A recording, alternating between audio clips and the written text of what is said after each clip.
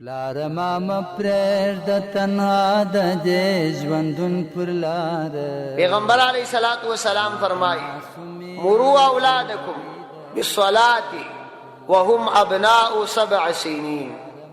خپل اولادونه په لمانځه باندې امر کوي چې هغوی د 7 کالو سي. په لمانځه امر کوي څه معنی؟ په لمانځه امر کوي دا مطلب چې لمانځه ته یې اماده کړه، ترغیب یې کړه، راولاړ یې کړه، د ځان سره ملګری څومره موږ په دې کې نقصان کړي. یعنی ډېر ځله یو پلار د جماعت لمانځه ته وځي، د خپلو اولادونو په ارتباط باندې یوه ذره فکر نه کوي، نو دا ثواب به کله تا ته نجات درکړي او دا به کله د قیامت په ورځ باندې کامل شي.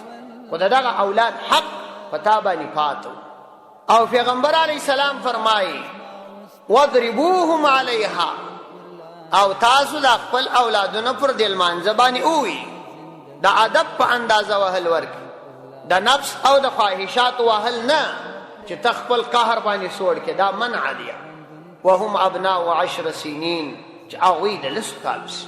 نو که زه د 7 کلنۍ څخه خپل زوی د جماعت په لمانځه باندې عادت کړم، خپله لور پر وخت په لمانځه باندې عادت کړم، دا به خپله دینداره کېږي. پلار په دین کې د اسلام مې ته روزنه وکړه.